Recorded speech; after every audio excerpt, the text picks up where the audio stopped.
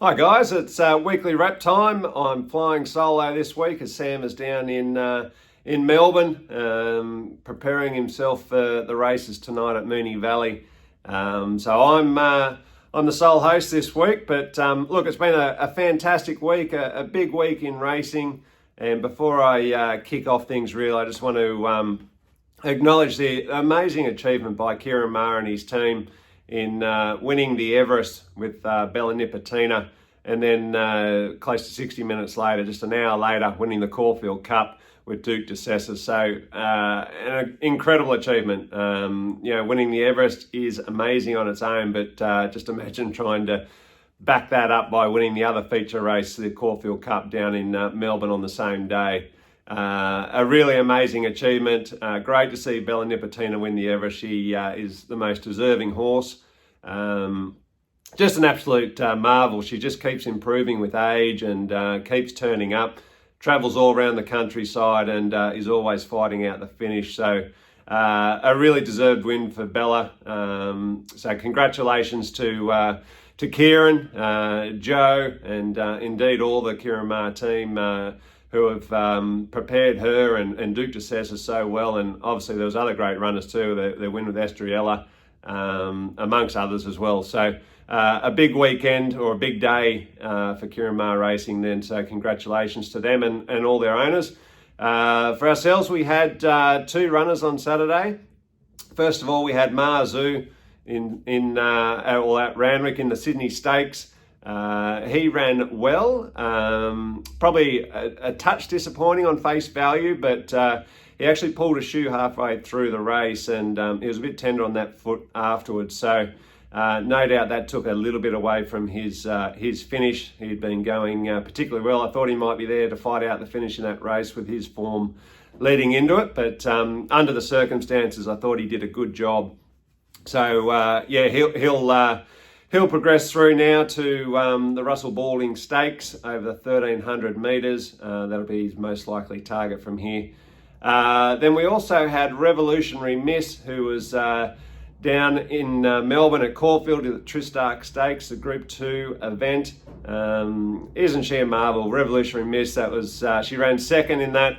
Another group performance on her pedigree. She has been, I think, in her whole career since an early 2-year-old, I think she's only raced in 2 races that weren't group races. So incredible to think now at her age, she's still doing it, still consistently delivering. She is a marvel, and an absolute ripper is Rev Miss. So congratulations to all her owners on another fantastic result. For her, she'll most likely now go through to the Group 1 Empire Rose over the mile at Flemington. So an exciting target there for her, and she is thriving and going particularly well with Ciaron and his team as well down there in Melbourne. Also, another exciting runner that we had on the weekend was Zoo Beauty. She was having her second career start at Muswellbrook and bolted in. Great win there for her. As you've probably heard us talk about in previous weeks, she's a young filly that has been learning her craft and what she's doing, and she's got an abundance of speed, a very quick horse, but she's just wanted to do everything 100 miles an hour and from the word go. And it's been a case of Annabelle and Rob and also her jockeys just trying to teach her to relax in those middle stages so she can finish off.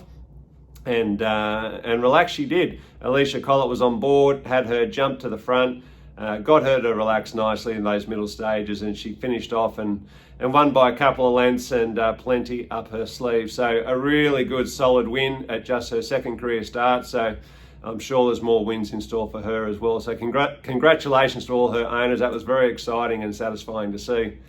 Now moving forward to this week, we're here, there and everywhere in many different locations, and that all starts tonight at Moonee Valley as they lead into the Cox Plate weekend there. And tonight we have Force Red going around over 1,000 metres, James McDonald on board.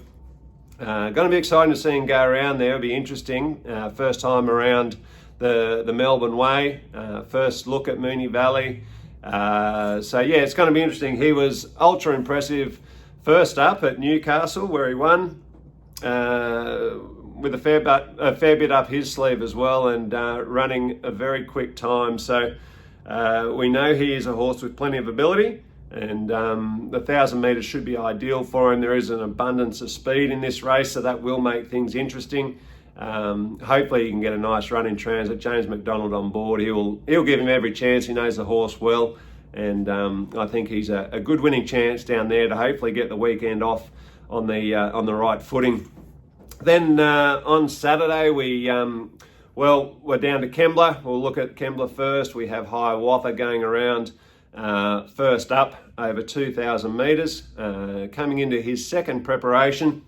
Now he's a talented horse, does appreciate the 2,000 metres. We've run into there's a couple of good ones. It's a bit of a mixed field, this one. There's I'd say a bit of a tail to it, but there's a couple of nice ones in there as well, including the Group 1 performed Kind Words. So a bit stiff to run into it in this event, but it was fourth in the Group 1 Queensland Oaks over 2,200 metres, just 3 lengths off the winner. So obviously a talented horse is going to take a lot of respect, but I think Hiawatha, he's come into this really well. He's trialled well. As I say, he does appreciate the 2,000 metres, big open track there at Kembla Grange. So I expect him to be running really well first up. No doubt improvement to come, but I think he can be a nice top 3 chance down there. Then let's look at Doomben, where we have Cadal going around. Particularly consistent horse. I think he's had 14 starts, this bloke, for 11 placings, including 3 victories. So as you can see, he's ultra consistent, knocking on the door for his 4th win at the moment. And I think, he'll be a live chance here as well. Robbie Dolan, the Singing Irishman on board, barrier 6. And I think there'll be a lot of speed, and I think he should be able to camp just in behind them from that barrier, and then hopefully have, be coming over the top with the last look at him. And I think he is a good each-way chance, which is probably silly to say given his record. Of course, he's a good each-way chance. And then then attention goes down to Royal Randwick, which I'm really looking forward to. We've got firm agreement there in the Group 1 Spring Champion Stakes over the 2,000 metres. He was excellent last start in the Gloaming, the Group 3 Gloaming, where he ran 3rd, and probably hit the front too early there. And I think as he showed in his victory beforehand, he's a great chaser. But I could see what Tom Sherry was doing last start. He snuck him up on the inside and found himself hitting the lead very early on. And I think we took some learnings out of that, which is great. And we have drawn very tricky here, though. Barrier 10 is not ideal, far from it. But we'll be having good discussions, or further discussions with Annabelle and Rob and Tom, and work out a game plan of how we attack that from barrier 10. We'll need some luck there. Obviously, it's a very strong field. I think there's probably a good 5-6 live chances in this race. Obviously, full of quality. It's a Group 1 after all, and here he is, firm agreement in just his 4th career start in his first racing preparation. And he's competing in a $2 million Group 1 event. A great achievement for him, and a great thrill for all his owners, I'm sure, who are going to have an amazing day out there, win, lose or draw. So can't wait to see him go around, and hopefully gets a bit of luck from that gate, and you will see him finishing off very strongly at the end. And I think he's got to be in amongst the mix there somewhere. Let's maybe say a top 3 or 4 chance, and let's hope he can do even better. Then the other horse that, potentially will go around, but I don't think she will, is Miss Hellfire in the $2 million Invitation Stakes, Group 2 event. But she's down as first emergency, so I don't think she'll scrape into the field unless something goes amiss with one of the other runners between now and tomorrow morning, but obviously unlikely. She's been running really well, and I think if she does get a run, I think she'll run really well, actually. I think first up she was excellent, closed off particularly strongly, and I think she's in a good frame of mind at the moment, and we just wanted to use this race as obviously it's very good prize money. So even if you're not winning, you can still get some decent prize money. But wanted to test her out over the 1400 metres. She has had one attempt before, but wanted to give her another attempt. She seems to be, well, obviously she's an older mare now. Training's a little bit different now, and her last run there suggested that the 1400 might well be very suitable for her. So if she does get a run, look out. I think she'll run a very cheeky race. But if not, she will go off to the trials on Monday at Hawkesbury, and that will get her ready for the Group 2 Hot Danish Stakes on the 9th of November will be her next target. So something to look forward to there. Then talking of trials, we also have Tuesday at Warwick Farm. We have Merchant Lady down to trial again, have her second trial for the preparation.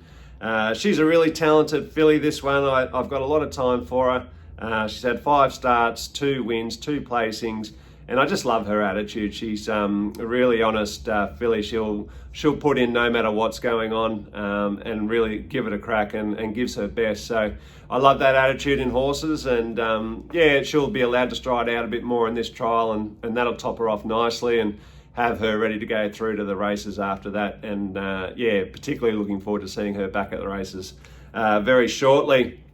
Then on Wednesday we have Sir Artie down to race over the 1250 metres. This horse, he's been flying of late, really strong turn of foot, and he's won his last 2, so he's going for three city wins on the trot here if he can do it again. You know, since going over to the Annabel Neasham Rob Archibald stable, he has been flying. He's been in such a good frame of mind and really strong in his races, and it would actually be 3 wins at Warwick Farm in a row. So yeah, best of luck to all of his owners. I think he's going to go into it and obviously be a really good winning chance again. Obviously we haven't seen the final field yet, but just the way he's been going, I think he'll be very hard to beat again. So fingers crossed on that front, and he'll be down in weight a little bit as well compared to his last couple of starts. So hopefully that should aid him as well. Then on Thursday at Wyong, well, we may have Zoo Prince going around. We're not too sure just yet, so I won't go into that in too much depth. Might wait up to another week with him. But if he does go around over the 1200 metres, he'll be up in weight, but we've got Zach Waddick booked to claim a couple of kilos off. He's a pretty straightforward horse, so he'll be good apprentice horse. Zach's been riding particularly well.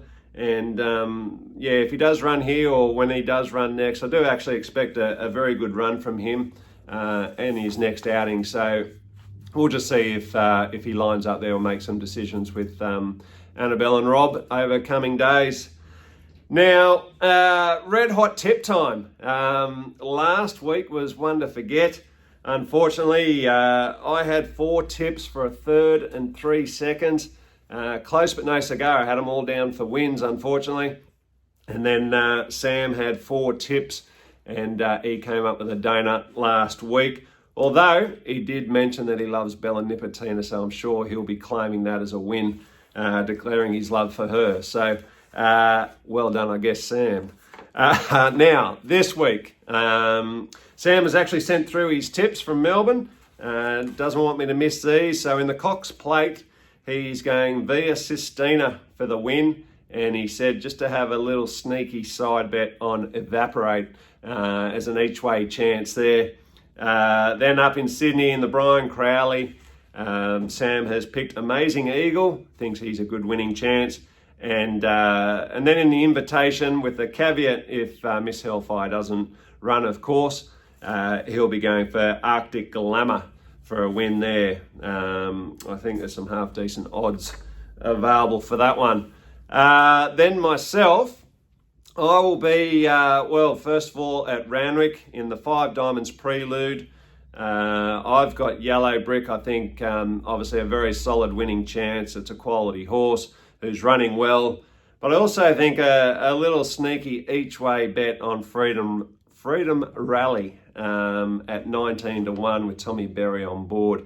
I know Sam will be proud of me finding one with a bit of value, so fingers crossed that one might even get up. But Moonee Valley will be my where my attention goes next. And race 5 in the JRA Cup, I've got Future History for Kieran Maher, Mark Zahra. Good combination there. It was disappointing last start, but I can see him bouncing back here. And I think, look, let's put him down for a win. And then race 7, the McEwen Stakes, Mornington Glory, Ethan Brown, Gavin Bedgegood, the trainer. This horse loves Moonee Valley, and I think it's a good winning chance as well. So fingers crossed. We've got a couple of winners there for you between Sam and my tips. But anyway, have a wonderful weekend. Enjoy it. There's awesome racing yet again, and have a great weekend with your family and friends.